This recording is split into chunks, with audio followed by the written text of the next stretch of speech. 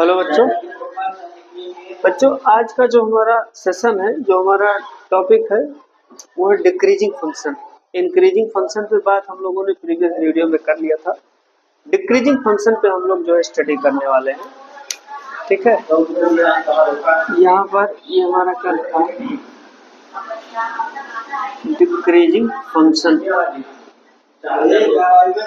ठीक है, पहले हम लोग इसके थोड़ा सा ग्राफिकल इंटरप्रिटेशन पर जो है डिस्कस कर लेते हैं कि आखिर में है क्या। ये हमारा क्या लिखा है, एक्स एक्स डैश, ये क्या लिखा है, वाई एंड वाई डैश। ठीक है, ये इस तरीके से हम लोग क्या देख रहे हैं कि एज वी मूव, है ना, left to right, as we move left to right the height of the graph decreases gradually. पहली बात यह है। दूसरी चीज, यहाँ पर बहुत सारे ऐसे पॉइंट इस ग्राफ में मिलेंगे कि जिन पर अगर जो टेंजेंट ड्रॉ किया जाए तो उनका स्लोप पैरेलल टू द क्या हो जाएगा, एक्स एक्सिस। यानी कांस्टेंट की फिलॉसफी को भी वो शो करेंगे। तो ऐसे फंक्शन को क्या कहते हैं हम लोग, डिक्रीजिंग फंक्शन कहते हैं। लेट हमारा कि ये कोई एक रियल वैल्यूड फंक्शन है एफ एक्स, है ना, और इसके डोमेन में एक हमारा ये इंटरवल है आई, और इस आई में हमारे ये दो नंबर है x1 और x2 जो इस इंटरवल में बिलोंग करते हैं। ठीक है, तो ये क्या हो जाएगा, x1 less than x2, then ये क्या हो जाएगा, f(x1) is greater than or equal to f(x2). तो ऐसे फंक्शन को हम लोग क्या कहेंगे, मोनोटोनिक डिक्रीजिंग फंक्शन। एक होता है स्ट्रिक्टली डिक्रीजिंग या स्ट्रिक्टली इंक्रीजिंग, और एक होता है मोनोटोनिक इंक्रीजिंग या मोनोटोनिक डिक्रीजिंग।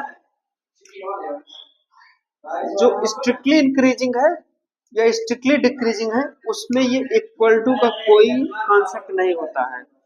ठीक है, आप समझ रहे हैं, यानी कि वो फंक्शन कहीं कांस्टेंट नहीं हो सकता है। समझ रहे हैं मेरे बात को। जो मोनोटोनिक इंक्रीजिंग या डिक्रीजिंग है उसमें इक्वल नहीं हो सकता है, यानी कि उसके किसी भी पॉइंट पे अगर जो आप टेंजेंट ड्रॉ कर रहे हो तो उसका स्लोप कांस्टेंट या parallel to the x axis इस सिचुएशन में नहीं आएगा। ठीक है, तो ये मेरा क्या लिखा है, ये मेरा मोनोटोनिक डिक्रीजिंग या डिक्रीजिंग फंक्शन है। ठीक, अब दूसरा वाला जो है ये हमारा ये बी वाला है। यहां पर मैंने लिख दिया है एमडी शॉर्ट फॉर्म में, यानी मोनोटोनिक डिक्रीजिंग, और इसमें बी वाले में हमने लिख दिया एसडी यानी स्ट्रिक्टली डिक्रीजिंग। स्ट्रिक्टली डिक्रीजिंग का ग्राफ क्या है कि as we move left to right height of the graph, है ना, डिक्रीज स्ट्रिक्टली, सीधा घटता जा रहा है। जैसे जैसे हम लोग लेफ्ट टू राइट मूव कर रहे हैं ग्राफ की हाइट क्या है, बिल्कुल घटती जा रही है। और इसके जितने भी पॉइंट हैं, किसी भी पॉइंट पे आप टेंजेंट ड्रॉ करोगे सब पर जो आपका स्लोप होगा वो क्या होगा, नेगेटिव मिलेगा।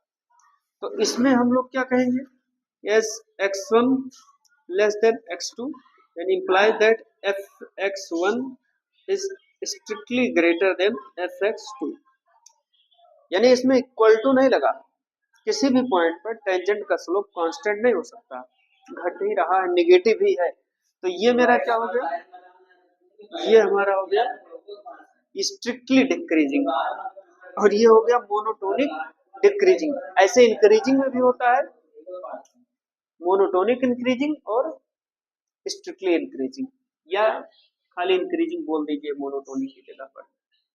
ये हमारा थ्योरम हो गया। अब हम लोग जो है बात करने वाले हैं कि किसी एक पॉइंट पे इंक्रीजिंग या डिक्रीजिंग की कंडीशन पर, है ना, यहाँ पर क्या है, increasing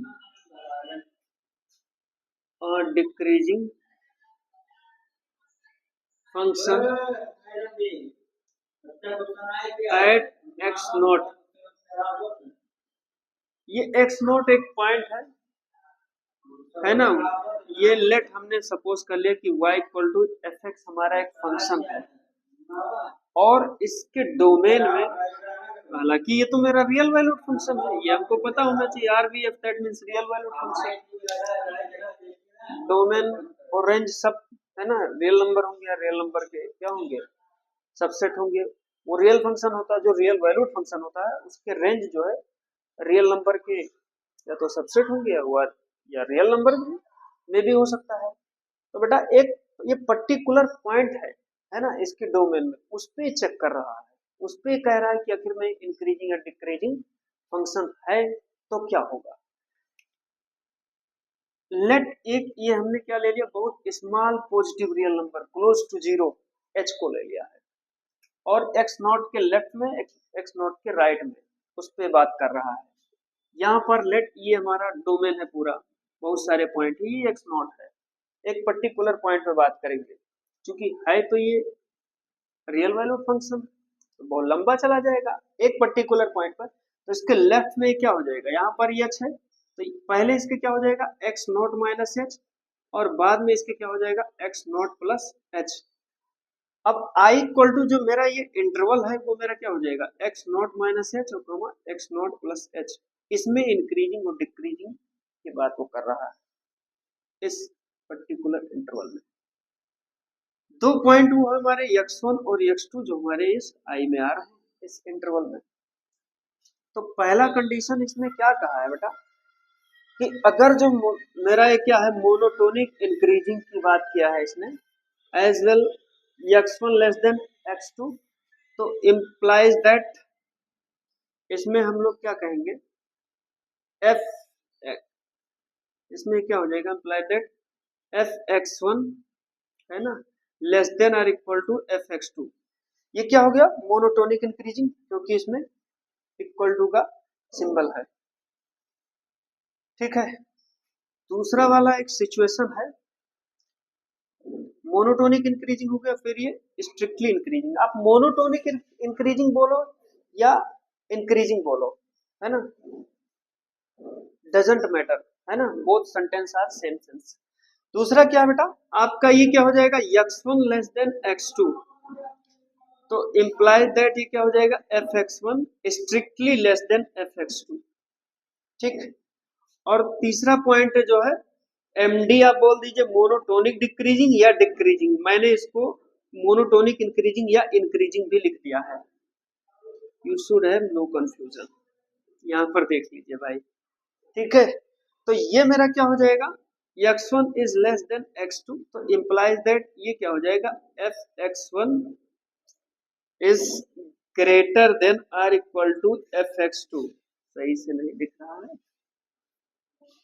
f x1 is greater than or equal to ये f x2।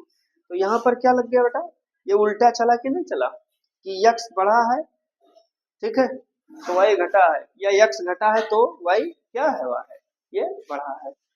ये मेरा हो गया मोनोटोनिक डिक्रीजिंग या डिक्रीजिंग।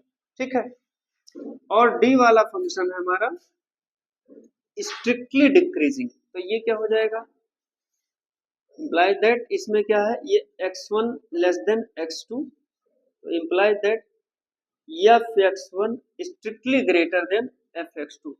तो इसमें देखिए बेटा इक्वल टू का कोई कॉन्सेप्ट आया नहीं है। ठीक है, इसका मतलब है कि जितने भी पॉइंट हैं इस कर्व में, जितने भी पॉइंट है उस पर अगर जो आप टेंजेंट ड्रॉ कर रहे हो तो सबका स्लोप क्या होगा निगेटिव होगा। किसी भी पॉइंट पर स्लोप टेंजेंट का स्लोप जो है वो कांस्टेंट नहीं हो सकता है। ठीक है, स्ट्रिक्टली डिक्रीजिंग। ठीक है बेटा, तो एक तो ये मेरा हो गया। ठीक है, हम लोगों ने देख लिया। लास्ट जो है इसमें है कि टेस्ट ऑफ इंक्रीजिंग और डिक्रीजिंग फंक्शन है ना, क्या है इंक्रीजिंग या डिक्रीजिंग फंक्शन में हम लोग जो है टेस्ट की बात कर लेंगे। बाकी कुछ बहुत ज्यादा है नहीं, ये टॉपिक इसमें थ्योरी है थोड़ा सा और एक अपने आप में एक माइलस्टोन कॉन्सेप्ट है, आप ये जानिए।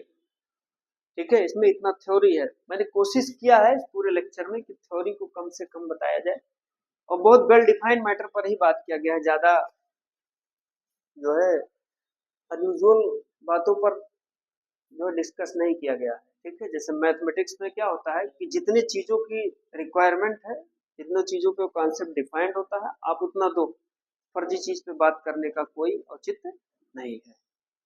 अगला है हमारा टेस्ट ऑफ इंक्रीजिंग और डिक्रीजिंग फंक्शन, बस लास्ट है इंक्रीजिंग और डिक्रीजिंग फंक्शन का, ये लास्ट जो है बेसिक लेक्चर है। याद देखिए क्या है, टेस्ट फॉर इंक्रीजिंग और डिक्रीजिंग फंक्शन। लेट बेटा ये हमारा क्या लिखा है, y equal to f x s, ये हमारा क्या लिखा है, रियल वैल्यूड फंक्शन। ये हमारा क्या है, एक रियल वैल्यूड फंक्शन है। और आप ये चीज समझिए कि ये जो हमारा है डिफरेंशिएबल है इन ओपन इंटरवल, और बी वाला पॉइंट है कि ये कंटिन्यूअस है इस क्लोज्ड इंटरवल में। डिफरेंशिएबल है ओपन इंटरवल में और कंटिन्यूअस क्या है, क्लोज्ड इंटरवल में।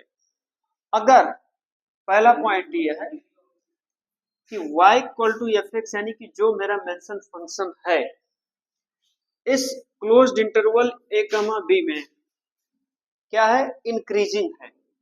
क्या है, इंक्रीजिंग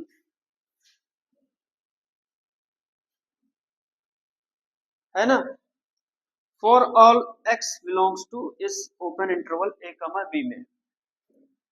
बात को समझो कि अगर जो इस particular close interval a comma b में ये हमारा मेंशन फंक्शन क्या है, इंक्रीजिंग फंक्शन है, इफ जो f डैश x है, जो डेरिवेटिव है, derivative in the sense slope of the tangent should B positive.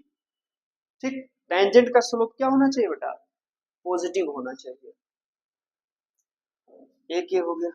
दूसरा पॉइंट है कि y equal to f x हमारा इस क्लोज्ड इंटरवल में क्या है, डिक्रीजिंग फंक्शन है। क्या है, डिक्रीजिंग फंक्शन। क्या है, यहाँ पर इंक्रीजिंग फंक्शन की बात किया था, इसमें डिक्रीजिंग फंक्शन की for all x belongs to this open interval A B है ना, इफ इसमें क्या हो जाएगा, f dash x less than 0, यानी कि slope of the tangent should be negative. ठीक, और लास्ट वाला टॉपिक है कि कांस्टेंट फंक्शन की है कि if y equal to f x, y equal to f x इस क्लोज इंटरवल ए बी में क्या है, कांस्टेंट फंक्शन है। क्या है, constant function for all x belongs to this open interval A B if f dash x equal to c, यानी कि slope of the tangent क्या होना चाहिए, वो कांस्टेंट होगा। टेंजेंट का स्लोप क्या होगा, वो कांस्टेंट होगा। ठीक है बच्चों, तो इतने सारे टॉपिक पर जो है हम लोगों ने बात कर लिया।